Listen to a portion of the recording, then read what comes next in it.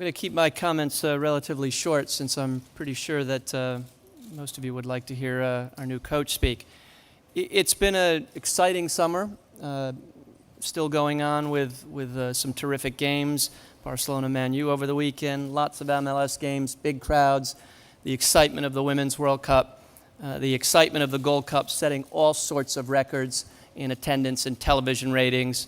Some ups and downs, obviously, for our teams on the field, but overall, the health of the sport in the country certainly is quite good and headed in the right direction. That doesn't mean there won't be wins and losses along the way, but we're very pleased generally with where the sport is headed. Having said that, I think today is a very important day and perhaps starting a new era for us. We're extraordinarily excited about having Jurgen Klinsmann join our team, to lead our team and to help lead our technical programs. Jurgen's experience, both as a player and as a coach, and as a resident of this country, and I think all three of those are important, we think are all huge assets. And that latter solves the issue that of whenever we think about an international coach, will they know America? Will they know the difference between Duke and the Portland Timbers? And how long will that take? And all of the things that are specific to the U.S., the role of education, the geography, and so on. Jurgen has that. He's been a resident of the country for 13 years, has studied the country and has studied a lot of things, as many of you know, has lived around the world, is multilingual, and that's in addition to the vast playing experience and obviously the coaching experience with the German national team in Bayern Munich. His record is extraordinary. It speaks for itself. We've had discussions, as has been widely reported, for quite some time. We're going to focus today on what we're doing forward, although I'm sure there's some interest in how we got to today, and we'll address that. But we really want to focus on going forward and the excitement in the sport. And it's also, frankly, a reflection of where the sport is, that there's been so much interest in this announcement, in the fate of the national team, and we think all of those things are positive. Having said that, it gives me great pleasure to introduce the new coach of the U.S. men's national team, Jurgen Klinsmann.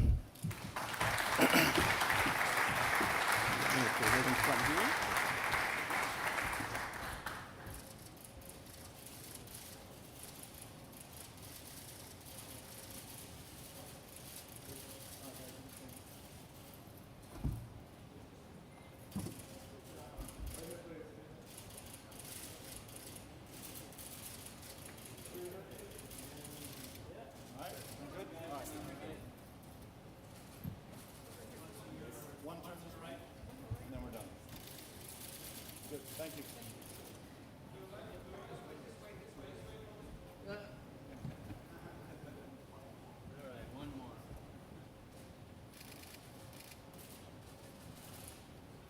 Good. Yeah.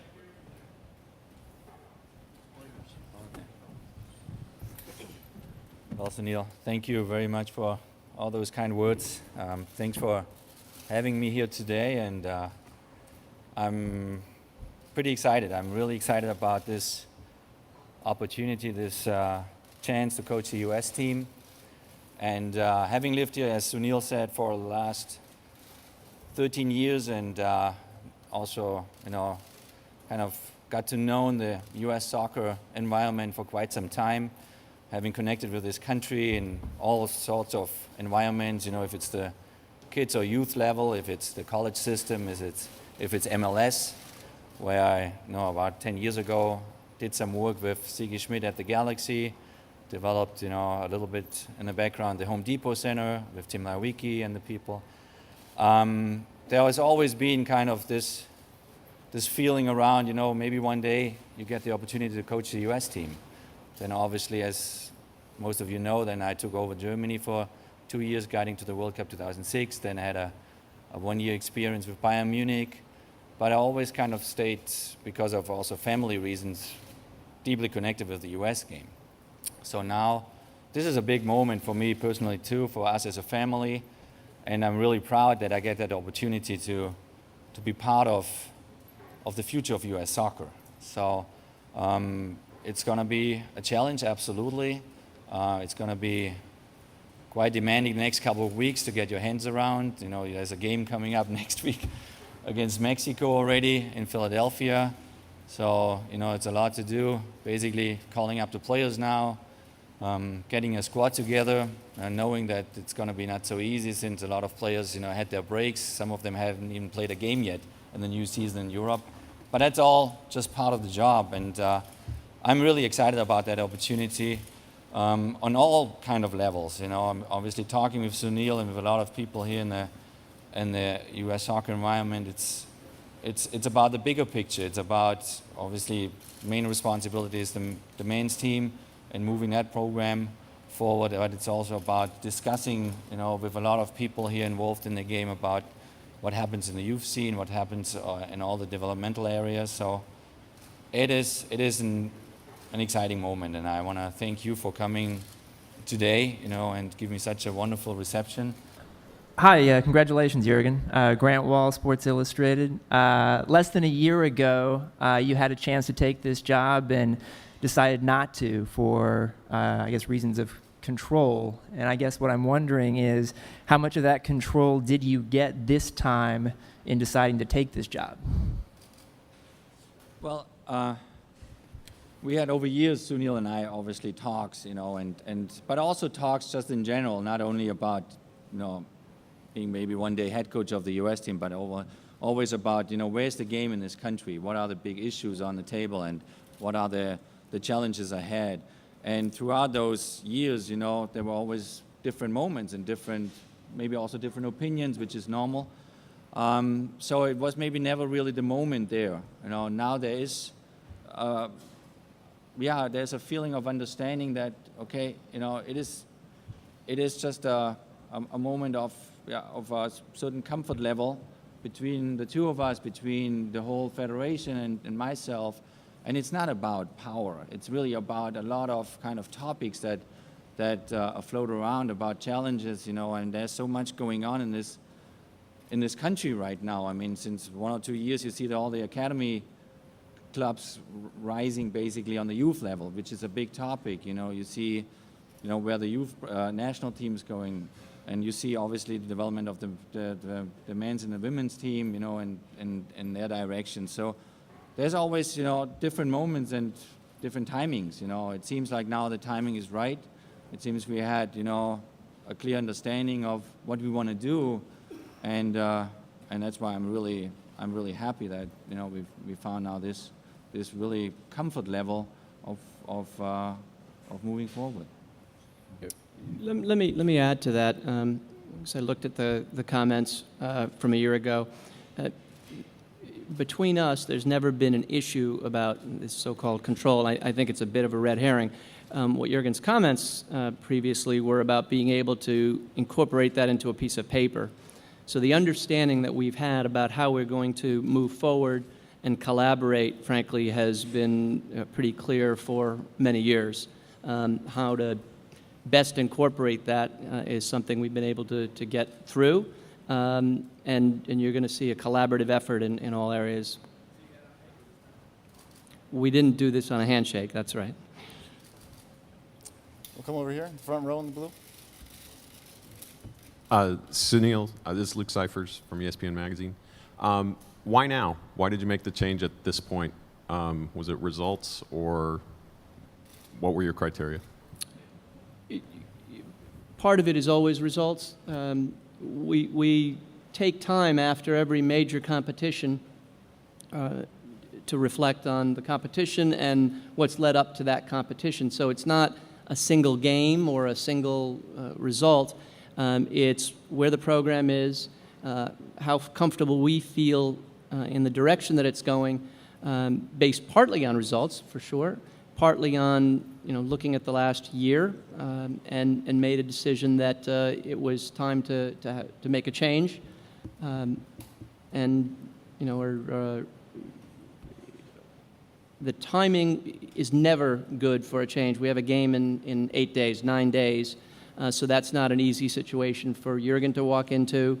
With, in some cases, players have been contacted. He may or may not choose all of those same players. But after the Gold Cup, which is a benchmark for us, obviously, it was a natural time to look at where we were. Jurgen. Hi, Leanne Sharlock and ESPN.com. What is wrong with this team, and how do you intend to fix it? Well, I don't think there's anything wrong with the team. I mean, they lost a Gold Cup final against a very, very good Mexican team that, over the last couple of years became one of the top 10 teams in the world. They have a lot of talent. So I think that, when you come into a situation like this, you analyze every individual players, you analyze, the team at itself, you analyze the program, which I get the chance over the next couple of weeks, and see, how you can develop that further. So you build basically on what was built already before. And I mean, if you look back the last 20 years in this country, a lot has been built. I mean, the US has always been, since 90, qualified for a World Cup. The US kind of made a lot of noise, with MLS, getting MLS introduced. Now look where MLS is. I mean, I know in the beginning, there were 8 or 10 teams. Half of the teams were kind of supported by Phil Anschutz. Otherwise, it would have been folded already after 2-3 years. Now you have a league with 18 teams growing next year again. You have youth development programs being introduced with the academy program, with stuff like that. It's come a long way, soccer in the United States.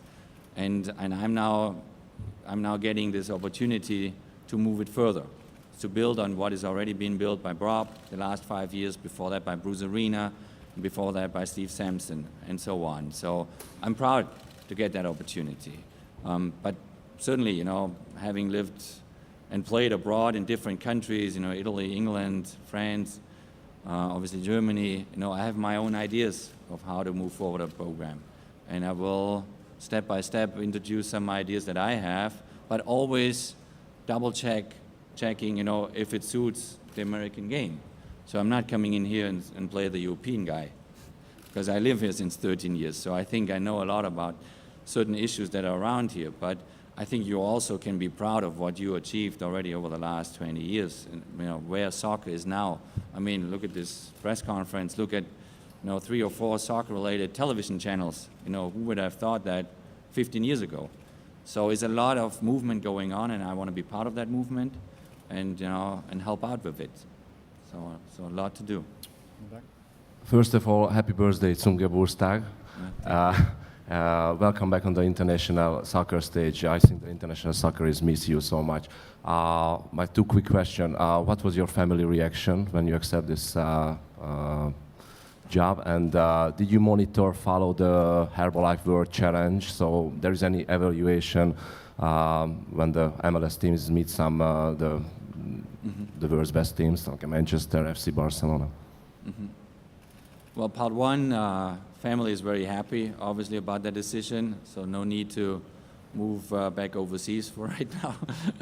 And so they're also proud, absolutely, because my family is probably more American than German, because the kids are raised here in the United States. So they're extremely happy with that decision. I mean, the last couple of weeks, seeing all those international games, having MLS teams being involved in those international friendlies is another sign of where this game has come over the last years. And I mean, this is exciting.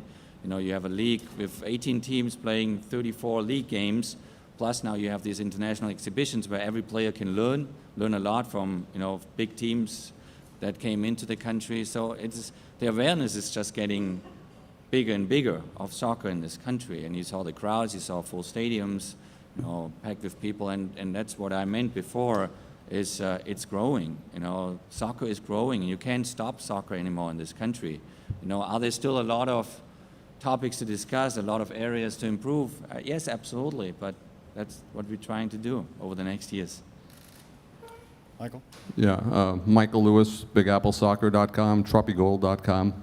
Hey, Sunil, multiple questions for you. One, when did you make the decision on Bob Bradley? What was the meeting like with him last week? And then moving on to Jurgen, talk about the significance of him being a World Cup champion and a World Cup coach, and what that brings to the team, if you could elaborate on that.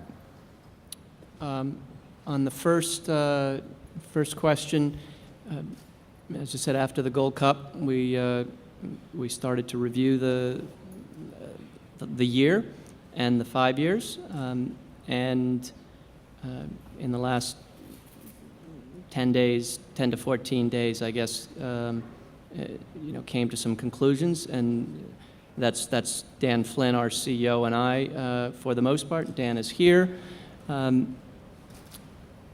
So, quite recently, I don't think I'm going to get into details of the meeting with Bob. These are always difficult situations. Bob's done a very good job with the national team, and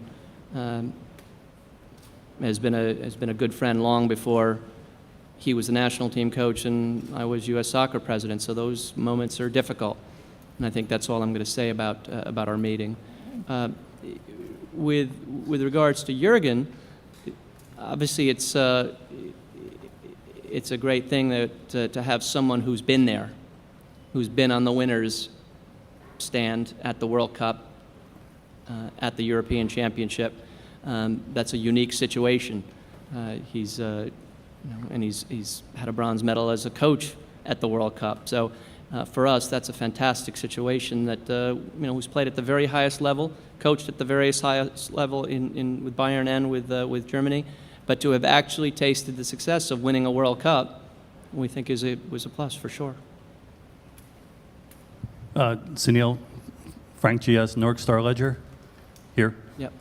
Are you under the belief that a coach in a second World Cup cycle doesn't have the same response from the players? And if that's true, having said that, it might take him 3 years just to get the program he wants in order and another cycle to get the players he wants in order. Are you comfortable with a 7-year commitment, and what is the length of the contract? So the second cycle issue is always an awkward question because most coaches that aren't very successful it's defined at some level for their own circumstances in their own country don't get that opportunity, and those that do have generally done well in the first cycle. So to improve on a good performance is never easy. So, I mean, on statistical grounds, there's not many of them, and it's not easy to measure. The commitment we've made for now is through the World Cup. So it's not a 7-year commitment, and we'll look at that along the way. There are, in the case of Europe, there are 4- and 6-year commitments quite often around a European championship. The Gold Cup has become increasingly more important for us when it leads to the Confederations Cup and as a competition in itself. So, we're worrying about the next 3 years, the next 9 days with a game right off the bat, and we'll see how it goes over that period of time. I think obviously in the case of Germany, Jurgen was able to get comfortable relatively quickly, not in 7 days, to get that team ready, and we'll look forward to that over the next 3 years. Matt Futterman from the Wall Street Journal. Is there really an American approach to this game? You talk about this gulf between I'm not the European guy, or is there just good soccer? I deeply believe that soccer in a certain way reflects the culture of a country. And so, having studied the U.S. culture over the last 13 years, it's quite a challenge because you have such a melting pot in this country that so many different opinions and ideas floating around there. I mean, every coach obviously has his own ideas, then you have kind of the whole challenge of youth soccer in this country being based in a very different model than anywhere else in the world. Your educational system is completely different than the rest of the world. So one of my challenges will be, to find a way to define, how, a U.S. team should represent its country. What should be the style of play? Is it more a proactive and aggressive kind of forward-thinking style of play, or is it more a reacting style of play? Because that comes with, obviously, with the players that you have at your disposal, but also with the people that you're surrounded with, and the people that have an opinion in this country, like the media, like coaches, and there's such a wealth of knowledge in this country. It's in Europe or in South America, it's unheard of, because most of, the college coaches, have a 4-year education as well. Traditionally in Europe, it works like you become a pro at the age of 18, so you never get to college. So So I think it is important that over the next 3 years, or especially in the beginning, then that I have a lot of conversations with people involved in the game here to find a way to define that style. What suits us best? What would you like to see? What would you like to identify with? I think a great example is certainly the women's team, how they played their World Cup final. I think this is how America wanted to see their girls play that game, and they did an awesome job. So it will be one of our main topics always, sitting down and discuss that. But it should reflect your mentality and your culture. And I mean, if you talk about Brazil, you know how Brazil plays. It's just, you know about Argentina, you know about Italy. They sit back and they wait for one mistake you're going to do and they kill you. And we defined that with Germany in 2004, which was a very, very difficult process, but we worked through that process, and now, it's settled, that style of play. So, I mean, your opinion is important. Coaches, college coaches' opinions are important. Youth coaches' opinions. I mean, everyone is involved in that process. Players as well. So, I'm looking forward to a lot of talks. Yeah, it's I just had to add, and this is, I think, probably prior to us having any discussions about coaching the team after the World Cup in Germany, and Jurgen outlined what he had done when he had first gone to Germany on that issue of style and why that German team felt, played, and looked different than previous teams. And it's exactly what he just outlined, which we were fascinated with, that he had essentially had a series of conversations, and in some sense with the country, but with players, with coaches, with media, about what they expected, what they wanted German soccer to represent at the international level. And frankly, given the diversity of this country, that sort of dialogue here, I think is exciting. We'll go in the middle here. Jurgen, Alex Labadie from Goal.com. I have two questions. Have you had a chance to speak with any of the players on the team? And are you looking at your staff moving forward before Mexico? I spoke to about 5-6 players over the weekend. Obviously, we were extremely busy to get this whole thing organized, and get officially, basically, ready to work and move forward towards the Mexico game. So I spoke to 5-6 players. I will call the whole rest tomorrow. I mean, I pretty much have a picture where they're at right now with their club teams, especially if you look at the overseas players, their personal situations. Some without a club actually right now. So it's not going to be easy to really form a highly competitive team for next week, but we will get it off the ground. That being said, about the staff, building a staff.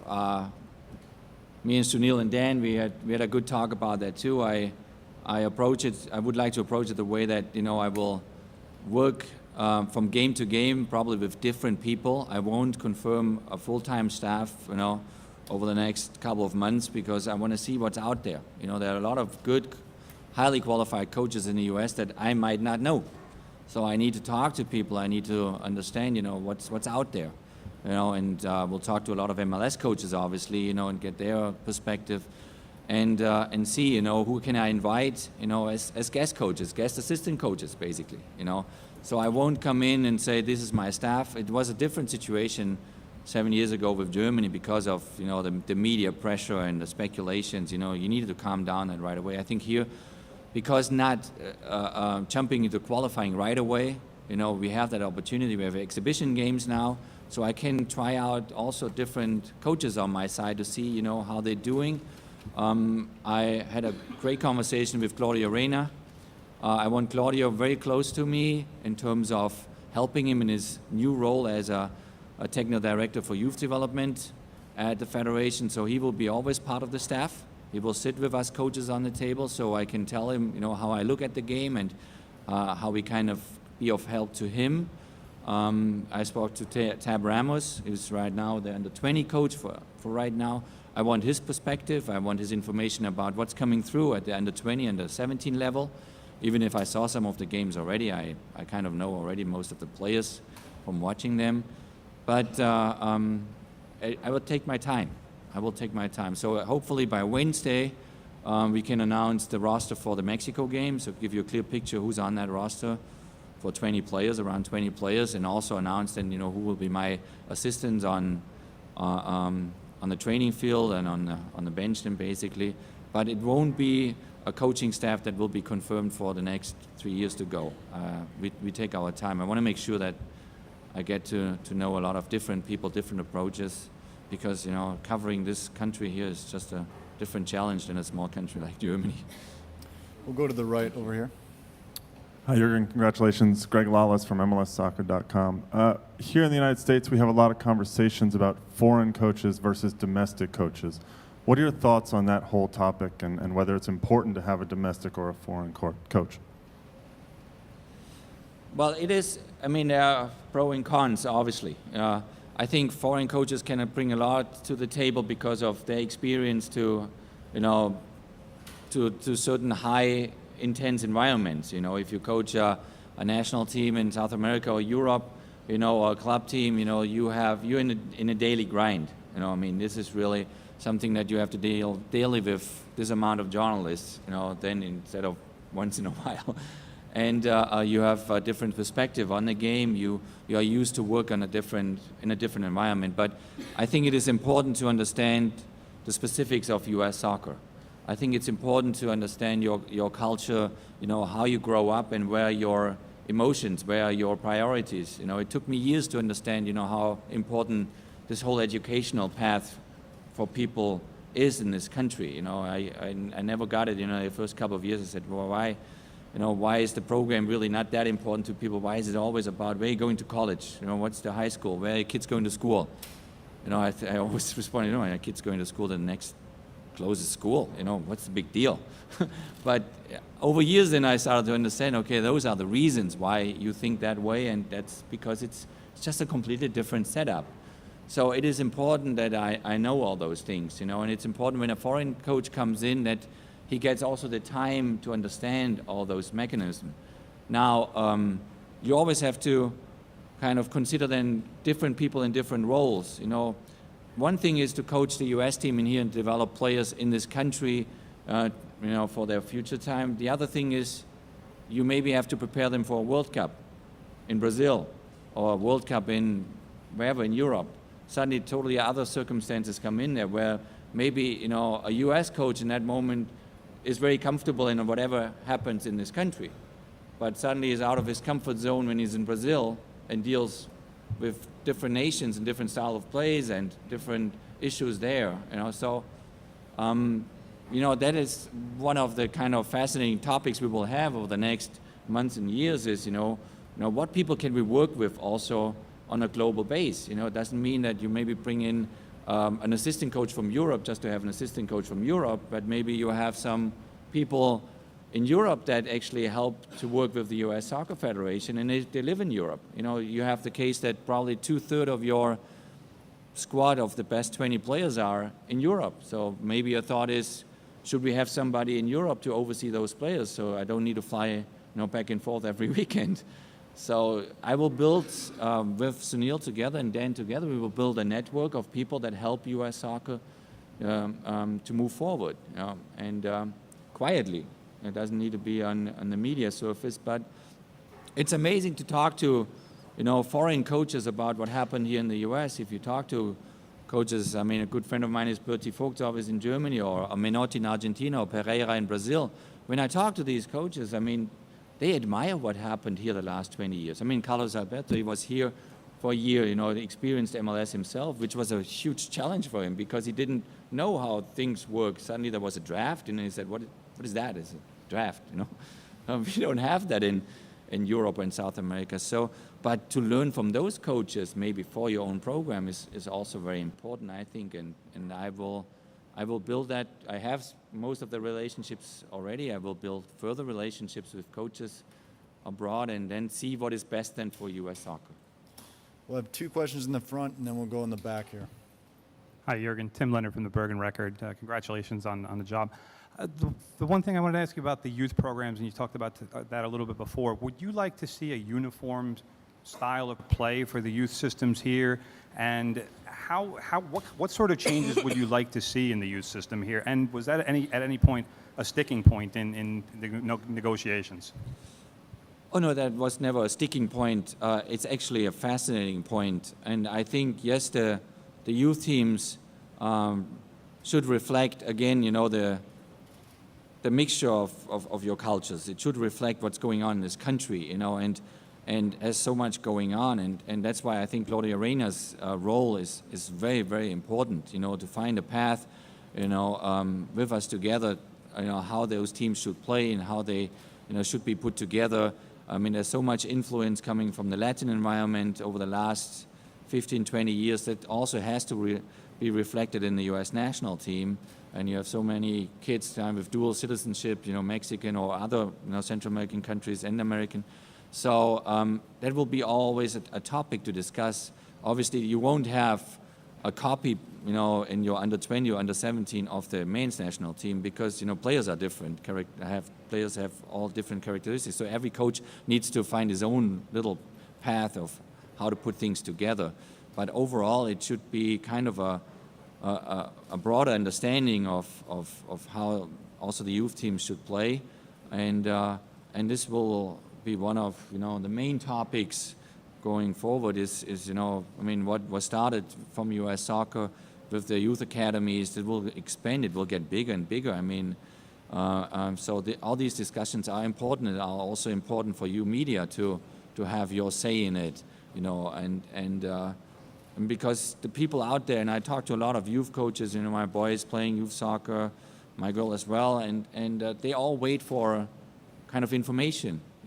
They are very knowledgeable on the youth level in this country, but they also, ask those same questions. So I think there's a huge opportunity to discuss things and to bring, different people in and hopefully define more and more how, the style should look like. Over here on your left, all the way over. There you go. When you say that the style of play should reflect the mentality of the country, understanding you said you still have some homework to do on this, people you want to talk to. But today, on August 1st, how would you describe the mentality of this country? Whoa. All yours. He was on with Boehner and Reed last night, so I'm not sure what else was going on. Well, studying your culture and obviously having an American wife, and American kids mainly, it's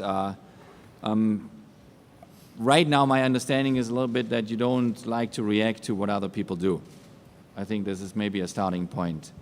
I think America never really waits and sees, and leaves it up to other people to decide what is next. I think America always likes to decide on its own what is next. So this guides maybe towards more a proactive style of play where you would like maybe to impose a little bit the game on your opponents instead of sitting back and wait what your opponent is doing and react to it. Obviously, this depends also on your opponents. If you play Brazil or Argentina, you might play differently than you play maybe a country here in CONCACAF.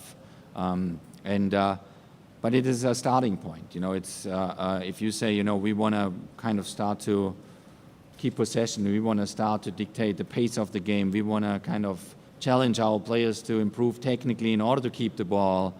So all those components you have to build into your training sessions. You have to build it into a curriculum for the youngsters too, because the earlier they start with that type of work, the better it is. Barcelona was not born in the last couple of years. It was born basically the style of play now in the early 90s through Johan Cruyff.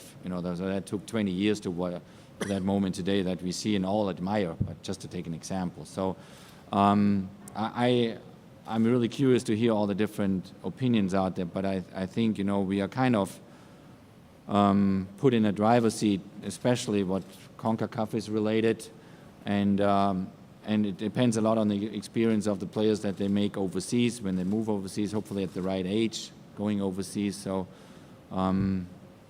we will define that in bullet points, step by step, and also communicate it then. Jurgen. One last question, and then we'll go in the back. Thank you. Eben Novi-Williams, Bloomberg News. Not asking you for a prediction, but would love to hear your expectations for the team over the next few years. Is this American team good enough to compete for a final in the World Cup in 3 years? And what do you anticipate to be the biggest hurdle that you have as a coach of this team? expectations. I mean, expectations are always based on what was built the last 10, 15 years. You know, when you coach Germany, the expectations are being in the final. Other than the final, country is not happy. Now, I think expectations here certainly are different because how the game grew in the last 10, 20 years. You know, I think a quarterfinal is already huge. You know, I think going through the group stage is really, really important. And then you go into the knockout stage where anything is possible, you know. But obviously you want to improve. You want to get better. You want to, you know, be better than the last World Cup and the World Cup before. But, you know, you can't promise anything because once you're in a knockout stage, I mean, anything can happen. I think there are a lot of different challenges ahead of us, you know, especially on a foundation level. And the foundation is youth, you know, how they should be trained, how often they should train, how much time they should spend with the ball, how they should develop their talent, you know, and it all feeds into into Claudio's new role here.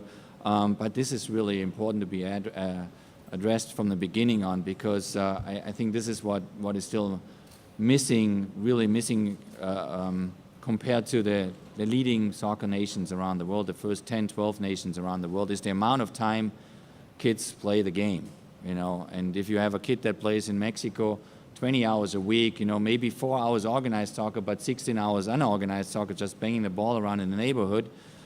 But if he gets up to 20 hours, doesn't matter how he plays it, with his dad or with his buddies in the street, this will show later on with his technical abilities, with his passing, with his instinct on the field and all those things. And I think that's certainly an area where a lot of work is ahead of us because if you look at the MLS, you know, did major steps forward. It's come a long way, but it's still a very, very hectic, kind of a little bit style from the college system played game, which, you know, slowly we have to kind of get it more on a technical level. We have to get it on a more comfortable level with the ball, and so they're all developmental issues. I think, you know, they're pro and cons, and it's come a long way, but we have quite a way to go still to break into those top 10 in the world. I think we need to be realistic that we are not belonging there right now. Not yet. Great. Thank you, Jurgen. Thank you, Sunil. Thank you, everyone. We'll now move Jurgen to the back, or to the front of the store, actually, for mix zone. So the cameras that are not doing one-on-ones, please move back there and be prepared. We'll bring them over in a couple minutes. Thank you. Thank you. Thank you, Chen. Thank you.